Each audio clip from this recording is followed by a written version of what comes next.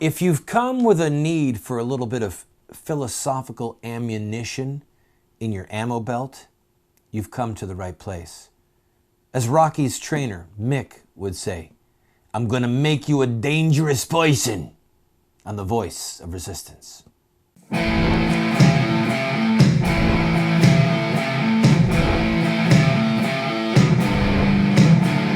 Those who forsake the law praise the wicked. Those who uphold the law resist them. Welcome to the Voice of Resistance. Here's your host, Randall Terry. Hi, friend. I have a mission today, and it's going to be fun. It's going to be fun for both of us. I promise you. All right? Because I realized today, the reason that you're watching this program is that you really want to learn something. You want to change the direction our country is going in. You want to be part of the solution. You're not just sitting there bemoaning the fact that America's dying, but something down deep inside of you wants to be a part of the resistance that stops evil and that restores righteousness. Right? Come on, you do, down in your heart. And I'll also bet you that you're going to a church. You love the Lord. There's a lot of people in your church that love the Lord, but you're frustrated. You're just frustrated that they don't get it. They don't see. They don't have ears to hear. And then you find out that some of them are voting for baby killers when they vote in an election. And you're thinking, how can this even be? How can this be? I share your frustration. And I know that down in your gut, you've thought some of the things that I'm going to tell you today. But my hope is that I'll give you some philosophical, theological, rhetorical tools to jolt some of your friends at church. And maybe, just maybe, in a very polite way, use a sledgehammer, wham, to wake them up. Are you ready? All right. We're going to go through three scenarios. And the point of this little exercise is to answer the question that you'll get and that I get, where people go, you're so narrow-minded, or what are you, just a single-issue voter? You know how they mock us and try and demean us and make us feel bad. And if we're not on our game, if we haven't thought this through, and if we don't have the right comeback, well, it kind of tends to shut a lot of people down in their tracks. So I'm going to bring this all the way around to the end, all right? And when this is all said and done, you're going to be able to look at your friends. You're going to be able to look at naysayers in your church. You'll be able to even talk to some of your family, extended family, and say to them, so, you are a single-issue voter, aren't you? You ready? All right. This is one of the rhetorical things that you can say to somebody who wants one of these inane arguments about being narrow-minded or a single-issue voter. So there's a person standing on a curb, and a car rolls up, and it's the colors of their school. And the person standing on the curb goes, hey, did you go to such and such a school? And the driver says, yeah, that's my school too. Those are my school colors. Really? That's awesome. What can I do to help you? Well, here's the situation. My kids need some food. I got to get to the grocery store. My mom needs some medication. She's elderly. She can't get out. And I intend to rob a bank while I'm out because I have to get some extra money. And I'm being honest with you. We're from the same school. And you look around. The person looks around the car and goes, well, all right, come on. We're from the same school.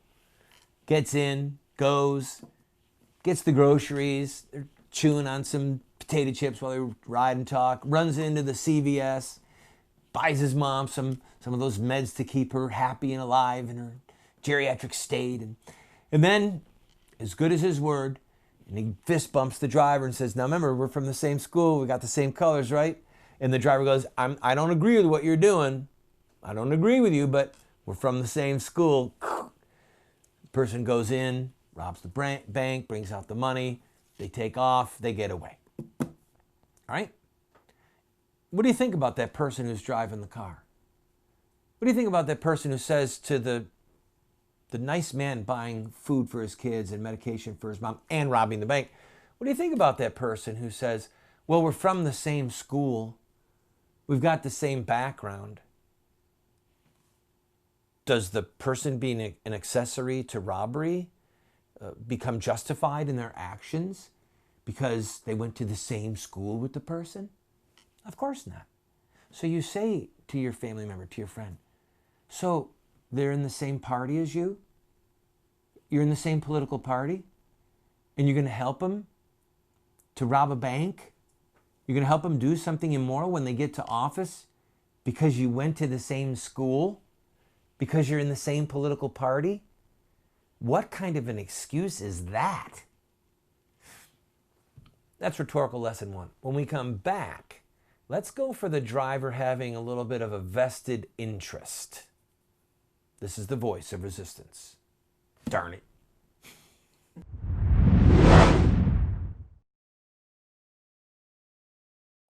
Hey, everyone's been asking me, when's Unstoppable coming out on DVD? Well, it's here. And I have created my own deluxe signature version of Unstoppable that contains not only the movie, but over 5 hours of additional curriculum and study guides for your family. It's perfect for your homeschool, educational facility, small group Bible study, and family devotions. And I'm going to share with you some of the spiritual warfare that surrounded the release of this film. This box set also includes extended scenes, new music videos, the inside scoop on the whole Facebook controversy. So what are you waiting for? I made this special version with my family in mind, and I know your family will be blessed by it too. Unstoppable 2.0 Deluxe Signature Version. Available only here at kurtcameron.com. I can't wait for you to experience what's inside. I have been a leader in the pro-life movement for 30 years. And sadly, we have not prevailed in our goal to make it a criminal act to kill an unborn baby. There's reasons why we have failed. I wrote this book, A Humble Plea, to Catholic bishops, to evangelical clergy, and to lay people, explaining where we went wrong and what we have to do to prevail. We've made this available as a PDF online for free. I encourage you to go and download your own copy.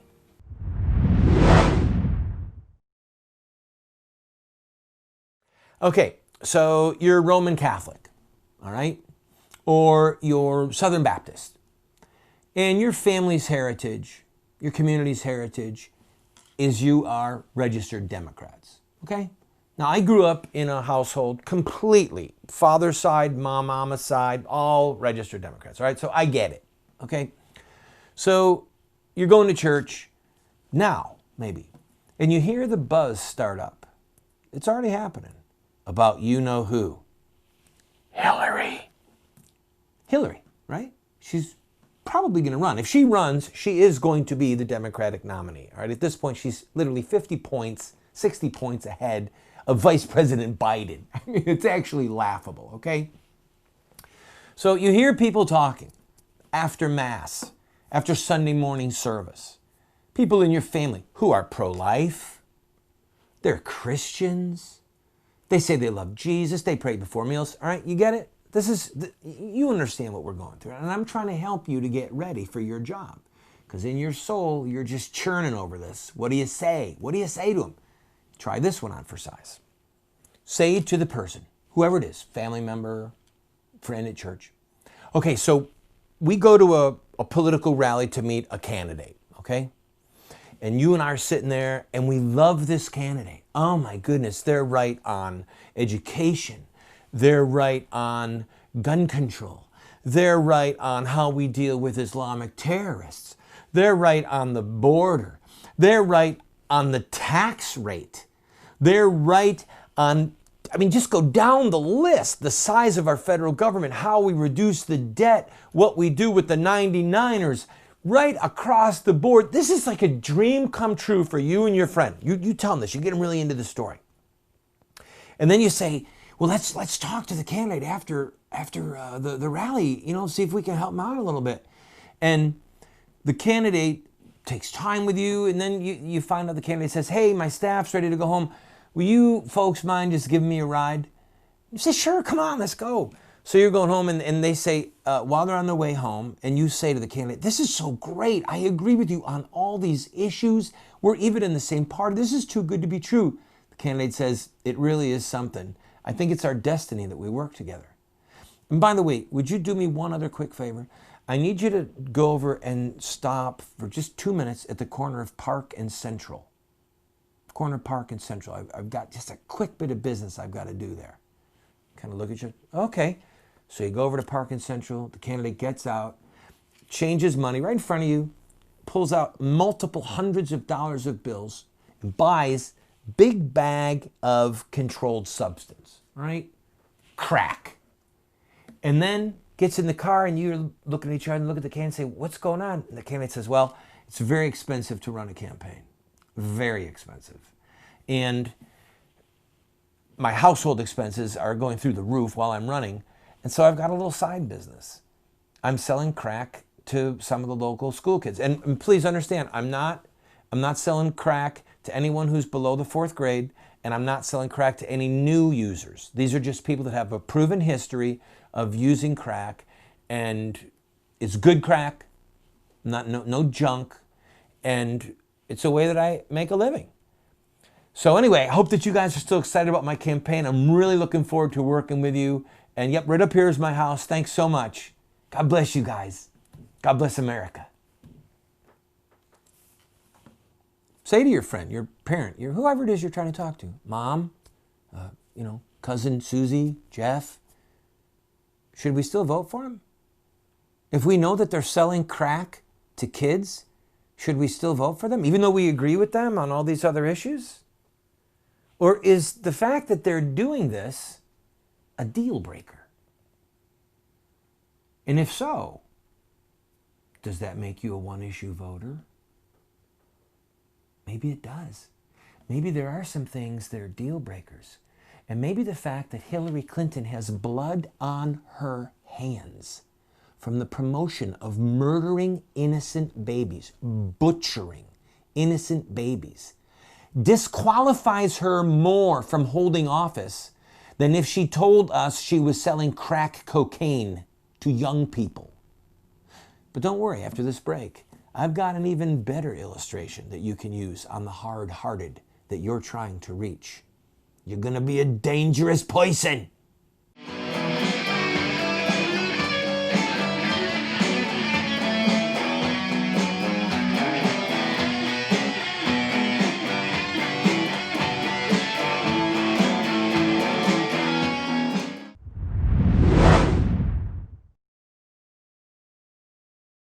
My wife and I, for 5 years, have been grinding our own wheat and baking our own bread from scratch. Within 2 hours, you can have fresh wheat in your hand and then piping hot bread come out of the oven.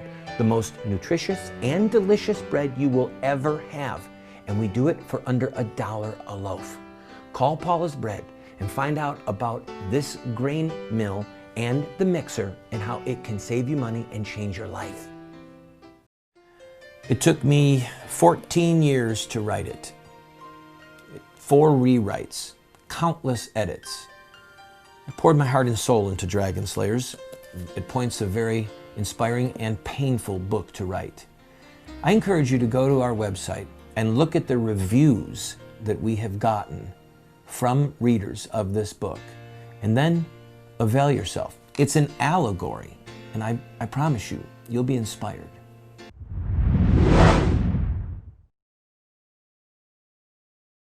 All right, you're still dealing with a hard-hearted relative who's going to vote for somebody who is a supporter of something intrinsically evil, demonic. The brutal murder of innocent babies, for example. So-called homosexual marriage, which is an abomination. It's a perversion beyond description, okay? So, somebody you love, somebody you care about, somebody who loves the Lord, is going down this path of darkness and they're just blind to it. And you want to shake them, wake them up. And you need some rhetorical tools. Here's a good one for you. You and that other person. You say to them, okay, so let's say we meet the candidate, okay? And we find out that the candidate is in our party, which is awesome. The candidate, and we agree on everything. And the candidate also says, because this is very important to us, that they're going to help for school loans for our kids to go to college, like that, yeah. Going to make sure that we never have any health needs that aren't paid for. I love that. Kids, your kids are going to be taken care of. Your kids are going to get the proper medical care that they need, proper dental care, proper food, number of calories, and your parents. We're going to take care of your parents, right? So you're checking off the list, right? Maybe some of the people you go to church with in the Catholic Church or at the Baptist Church, they're all dyed-in-the-wool Democrats, and they're living happy on the socialist plantation, right? And then the candidate says, and to do this, we're going to go rob a bank, and I'm going to shoot the teller so that there's no witness. Okay? Rob the bank, shoot the teller, kill the teller. No witnesses. So you think about this. Say to your relative, now think about it, really. We're going to get everything we want. And we don't even believe in robbery. We sure don't believe in murder. But we still get what we want. Because the other candidate, well, yeah, they're not robbing people and they're not murdering people and they're not promoting murder, but they're not giving us everything we want and they're not in the right party, darn it. So at that point, do you sell your soul? Ask them. Ask your friend, do you sell your soul? Do you say, yeah, I'm going to go along with robbery. I'm going to go along with cold-blooded murder as long as I get what I want. As long as some of that money comes back to my pocket. Just ask them straight up. And then, for those that are just still too hard-hearted to grasp it, let's give you a really dark analysis. And this one, by the way, comes straight from my beloved spouse, who has got razor-sharp wit, to quote Matt Labash, a great author who did a piece on us. So, sir, you're going to get married. And you found the right woman. She's a true Proverbs 31 gal, right? Works hard, knows how to purchase real estate, knows how to have a staff, knows how to manage money. She dresses modestly. She wants children. She loves you. There is this one small complication. She's a professional woman. She's got a little side business. The world's oldest profession. Need I say more? Prostitution. Do you understand what I'm saying? All right. So you find out that the woman that you love, she's right on all these different levels. The only issue is she's a prostitute. Okay? But she wants to marry you. Now, I just want to ask you, sir, would you marry her? I mean, if you agree with everything else that she stood for and everything else that she did, went to church, sang in the choir, right? She just has this side business and it brings in money and you'll get to have some of the money as well. Would you marry her? Or would it be a deal breaker? Do you become at that moment a single issue voter? So, in our next segment, I'm going to help you with the rhetorical ammunition that I've given you to be able to draw out your six gun and say to the person, you mean you're not a single issue voter? What is wrong with you?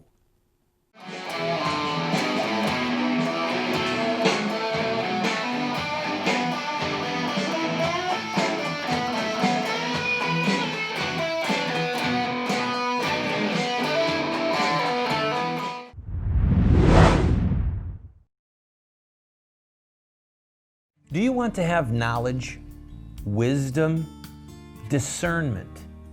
If so, you have to read good books on theology, history, books that look at the lives of great men and women. So to help you to become a more effective Christian, a better witness for truth, somebody who can engage in productive conversation that exhorts and edifies those that you speak with, we're going to do something crazy.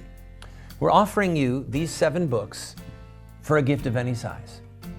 You just pay for the shipping and handling, and then give whatever gift that you can, and we will send them to you. But just to make it a little bit more crazy, I will send you a second copy of my 3 books, autographed. You can give them as a gift to your pastor or to a family member and help extend truth and justice in the world. This is while supplies last.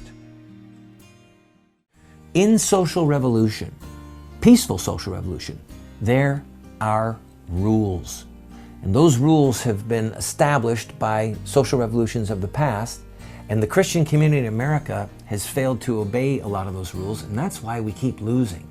I put together Insurrecta Next, a 14-part television series on the history and the theology of social revolution. I encourage you to watch it. It will make you a force for righteousness, for social revolution.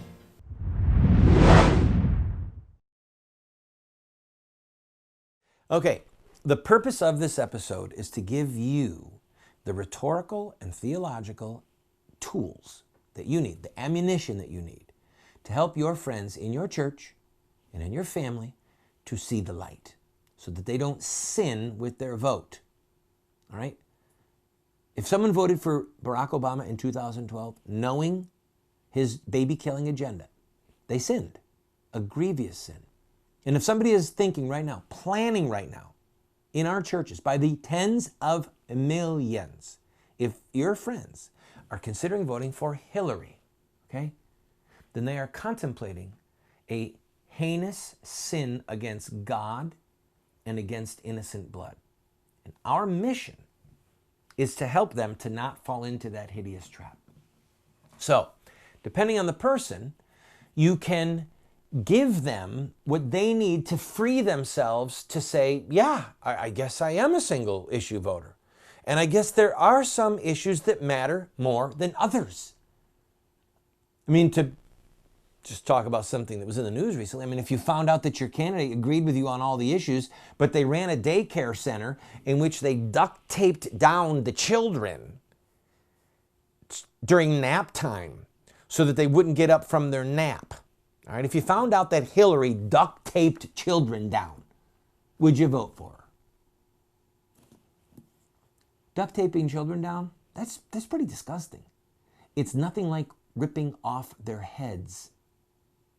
It's nothing like disemboweling them and throwing their mangled bodies into a landfill where their precious human remains are eaten by rats and by mice and by vultures, okay?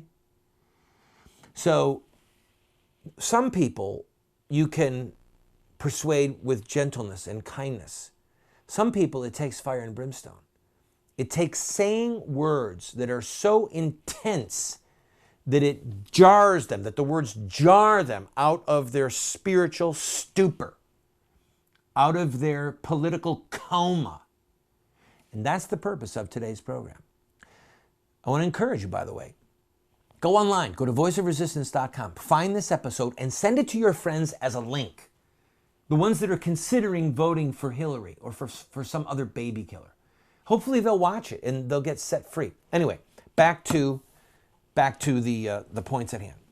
1 minute left. So you can just ask a person, look, if the candidate was a Jew killer, you agreed with them on everything, but they wanted to gas Jews, would you vote for him?